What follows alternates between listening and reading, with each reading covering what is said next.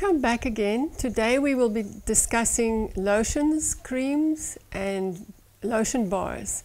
And a little later on I'll show you how to make a lotion. Why do we need natural skincare products? What's wrong with the lotions, the creams that we buy in the shops? Now, as you know, the skin is the largest organ of our body, and it weighs an unbelievably 20 pounds, almost 10 kilograms. And if you could take your skin and spread it out, you would find that it is 2 square meters, that is 22 square feet, which is quite a surface. The whole idea of transdermal absorption has been a lot in the news lately, and a lot of research has been done. How much can you absorb from what you put on your skin? Is it possible that you can absorb it right into the bloodstream, or is it only on the surface?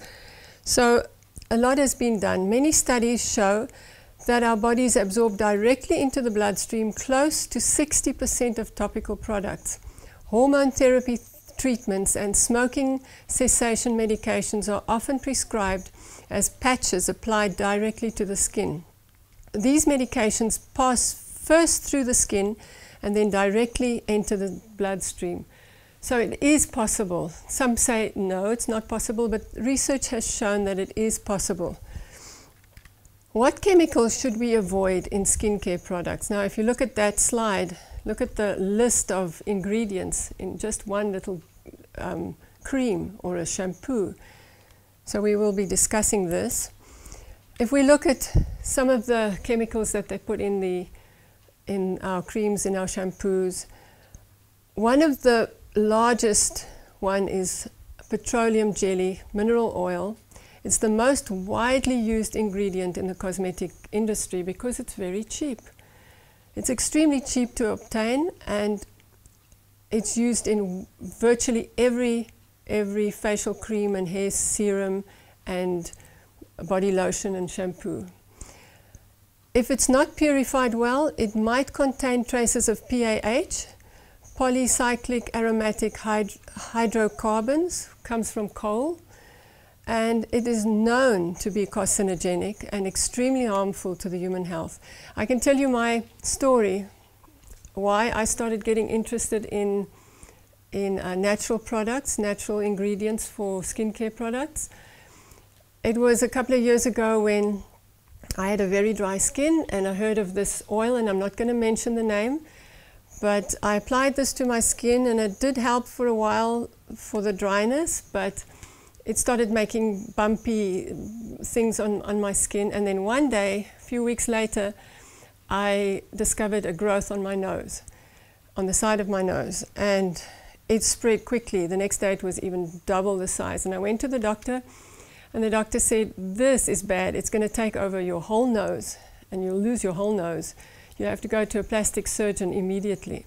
I went to the plastic surgeon. They did a very painful operation. They stick a needle down your nose and into your cheek, and he cut the whole side of the nose away, and he took the cheek, part of the cheek, and he plastered that over the nose.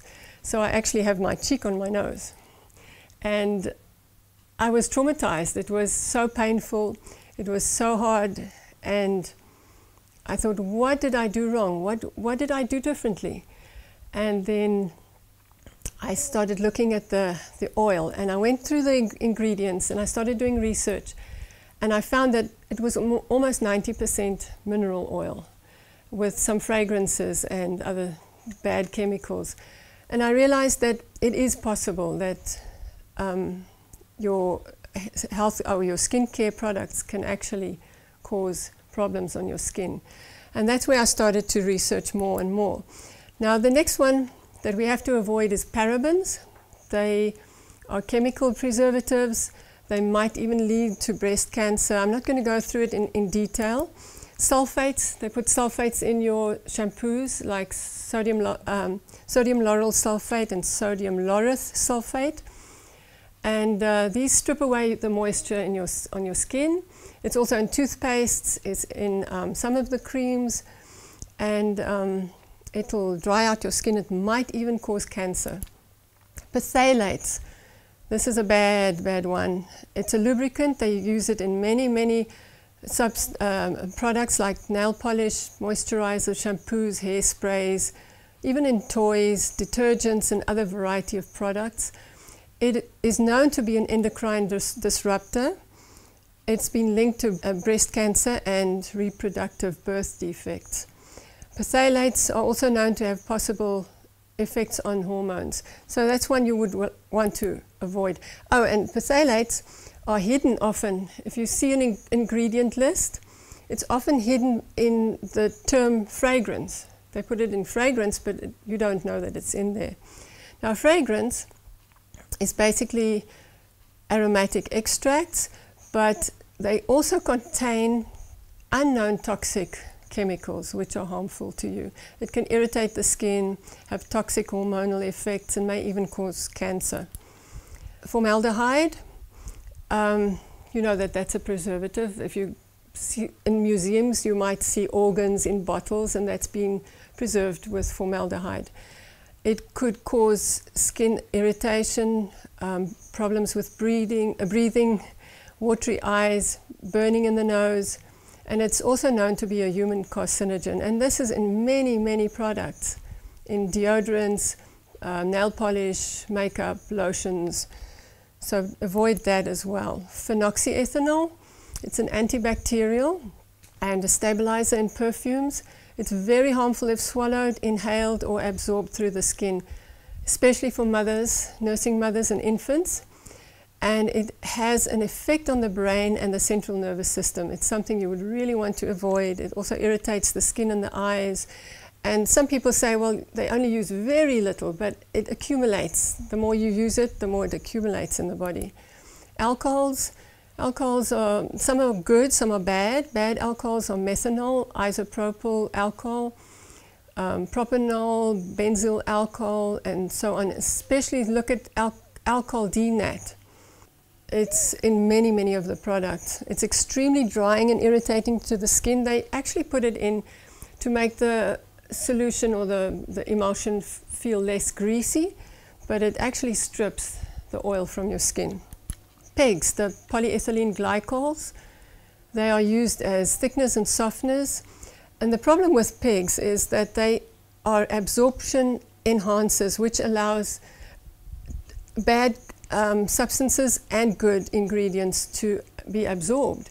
So you don't know what you're going to absorb. They just make anything go through the skin, and it causes irritation and toxicity and skin aging.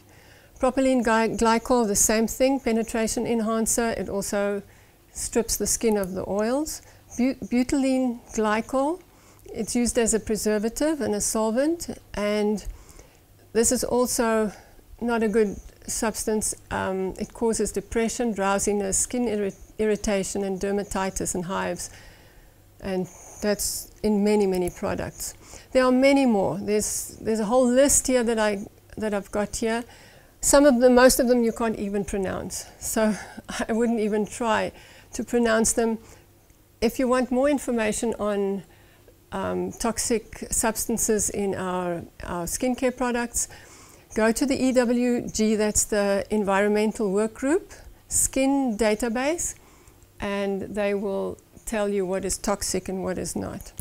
If you look at this list on a cream, we've just discussed, we can look at paraffinum liquidum, that is liquid paraffin, that's mineral oil. It's right up at the top, so it means that a lot of this cream contains this mineral oil. And then there's also the hydrogenated oils, phenoxyethanol, bad one. Then the benzyl alcohol, the perfume, and all those things, it's something that you would want to avoid. So let's look at lotions, creams, and lotion bars. What's the difference between a cream and a lotion bar? Emulsifiers, we'll look at the ratio that you need for to make the creams and the oils and the liquids, and also we'll look at natural preservatives. Now, there's two types of emulsions. The one the water in oil means that the oil molecules cover the water molecules. So when you put that on your skin, the oil will come in touch with your skin first. So it'll be more of an oily, it'll be more of a cream and more oily than the lotion.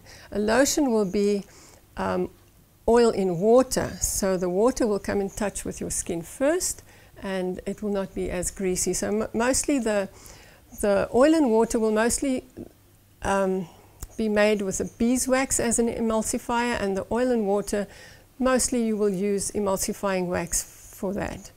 And personally, I prefer lotions, so oil and water, because I don't like the greasy feeling, and I really enjoy the creaminess, but it mustn't be greasy.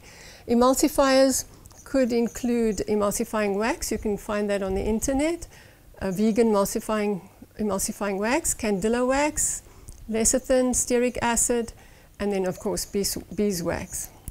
Now, ratios for lotions. If you use an emulsifier, now the emulsifier, obviously water and oil doesn't blend by itself. You need something to blend it with, to emulsify it with. So if you use, let's say, emulsifying wax, you would use 5 to 8% of your recipe for that. And your oils, this is now for a lotion. For a cream, you would use more oil.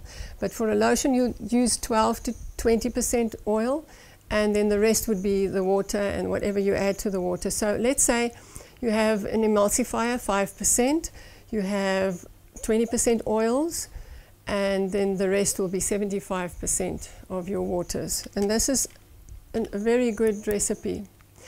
Okay, natural preservatives. It's very hard. A natural preservative doesn't actually do the work that a chemical one does.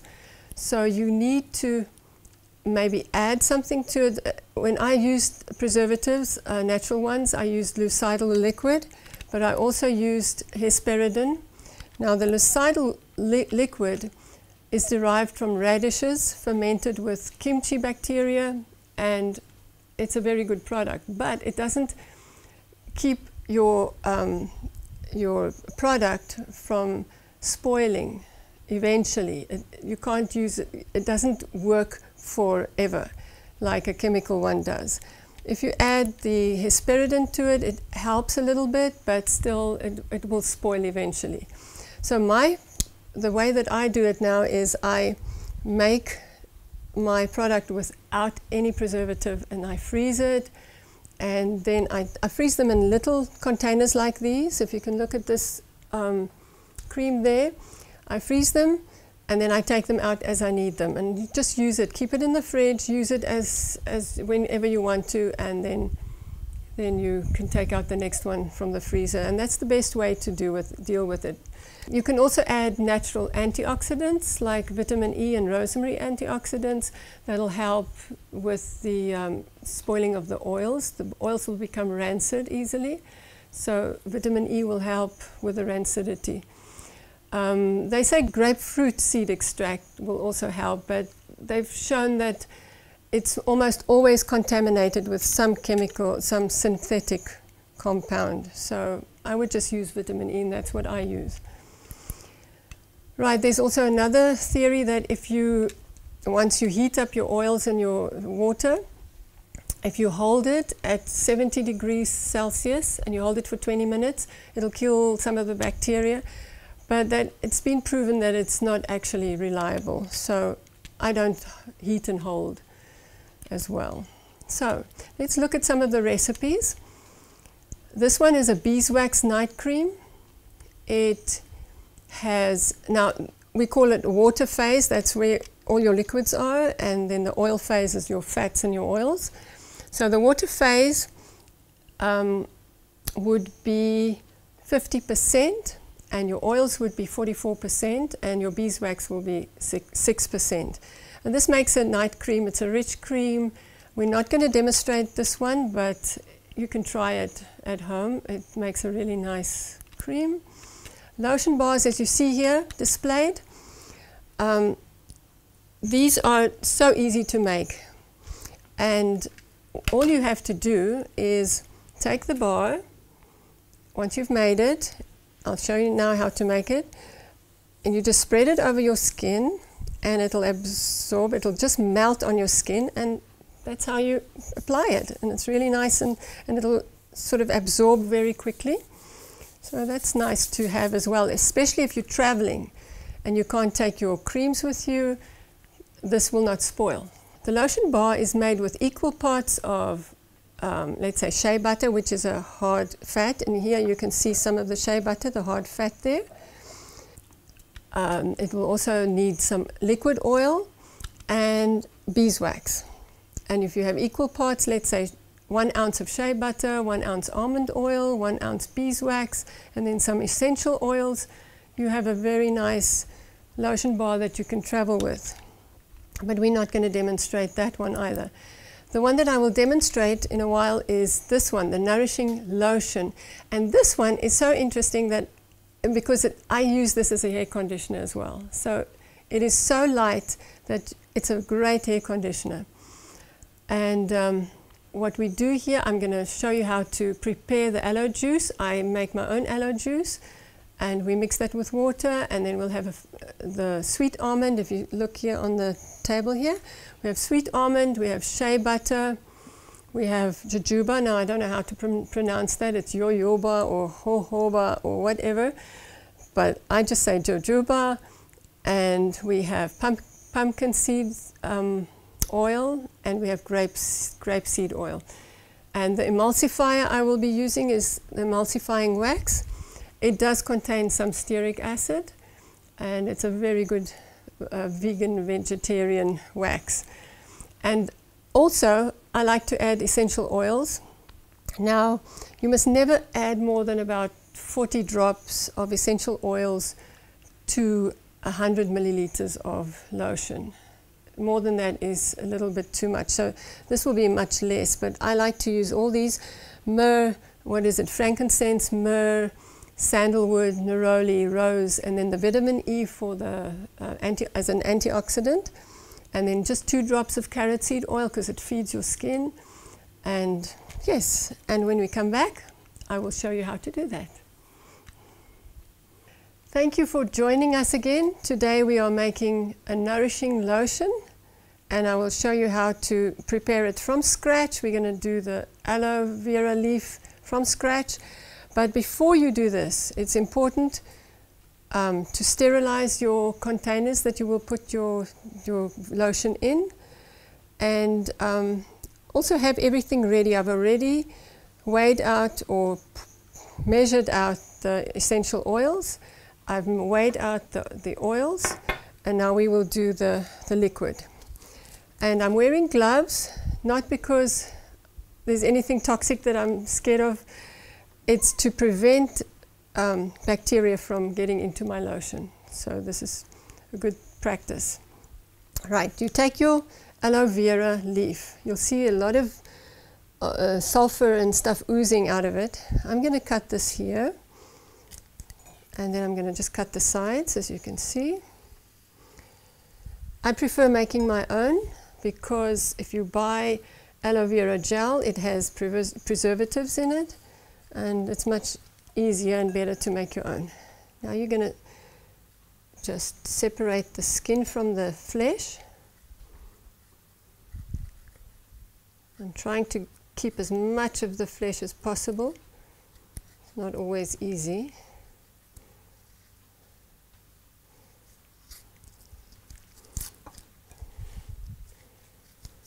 And then we will scoop it out with a spoon, and we will blend it in the blender.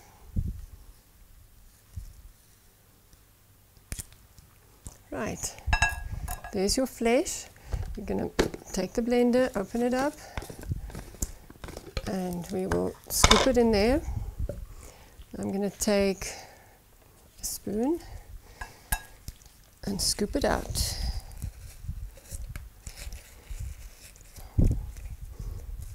You get to play with all these things, and it's fun. If you can make your lotions preservative free, That's the best you can do. Right, now we will blend it with a tiny bit of water.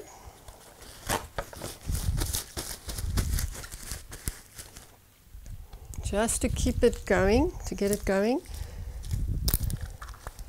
This is, remember, distilled water, not tap water or any other water. You need distilled water.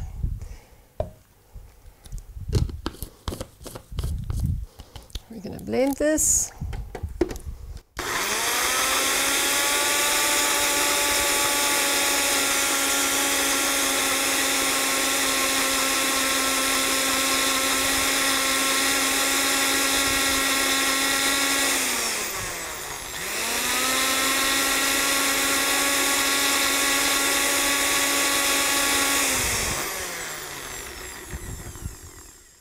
Right, you have to blend it to a very smooth consistency. You don't want pieces in your lotion. Makes it a nice frothy consistency. And now we will weigh it. We need 60 grams of aloe, if we have it. Sometimes the leaves are a little bit smaller, and sometimes it's bigger, so let's see how much we can get out of this. It's also fine if it's 50-50 or whatever, but we can just see how much we get out of this one leaf. This one is 36 grams, 37. Let's get a spatula. So this one is only half of what I need, because I had a small leaf, but that's fine as long as you have the amount of liquid that you need. It's fine. Right, so this one is now 43. Let's make it a little bit more. If we can get that down there, if we can go to 45.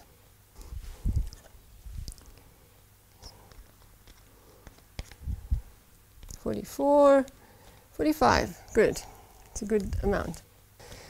Okay, so we have 45 grams of aloe juice, and to make up the 150 grams, we will add 105 grams of water.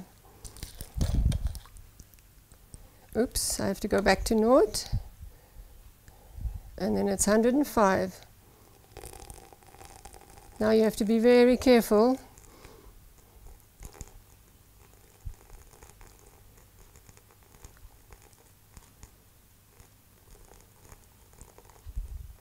$70, $80, $90, now careful, $99,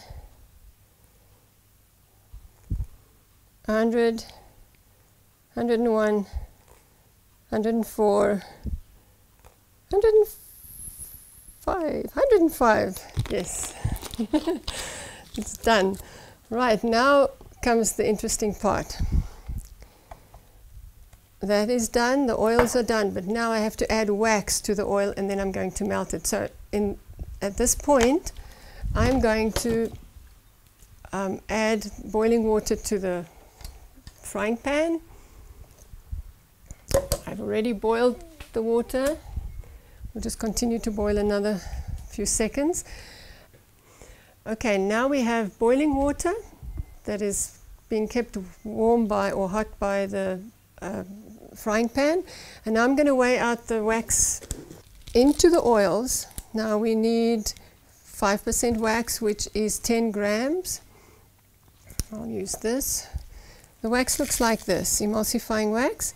We need 10 grams. That's 7. That's 7, 8.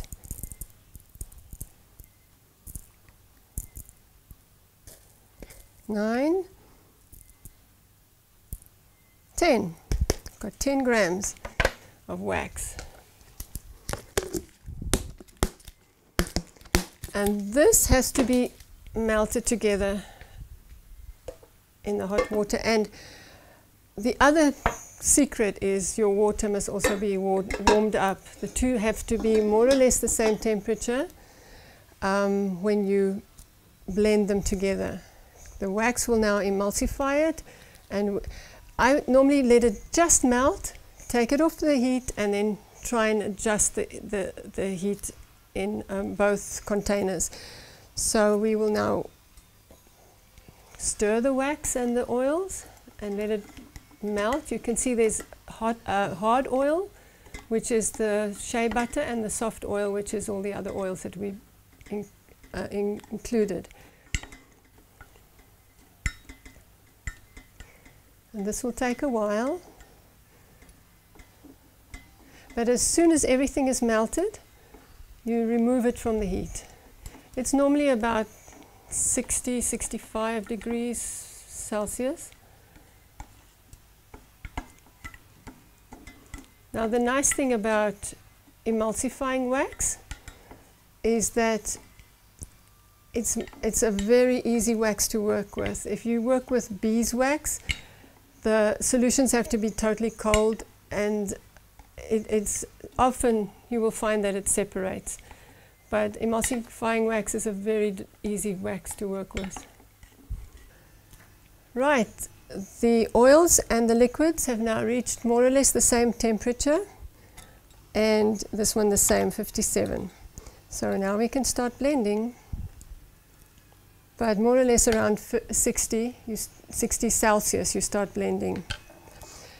And you blend first you start with the oils, and then you add the water. So I just use one of these mixers, you don't need more. So you're going to start blending the oils, and you will add the liquid.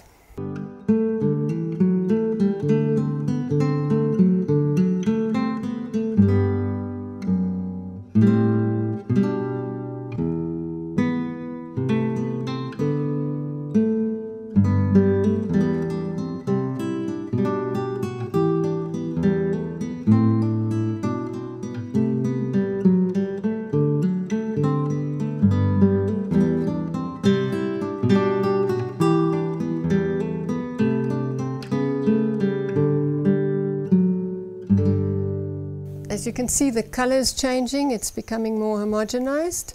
Just keep blending till it's thicker. And when you add the essential oils, the temperature must be under 40 degrees Celsius.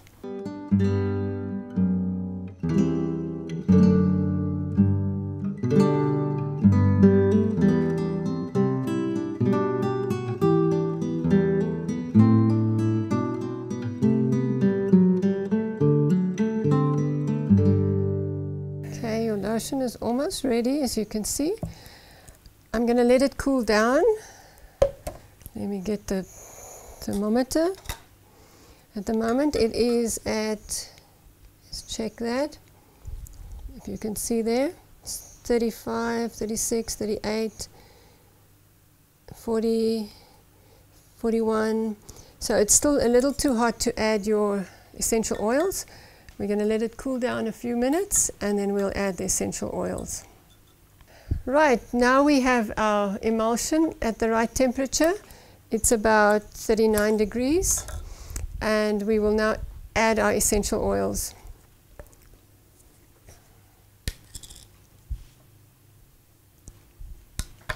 Just pour it in there. As I say, don't add too much. It could be it could irritate the skin if you have too much essential oil in your lotion. Right. Just blend it in.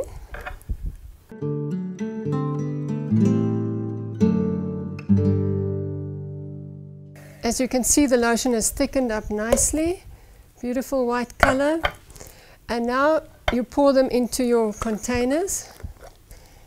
I'm just going to pour a little bit, and just to show you.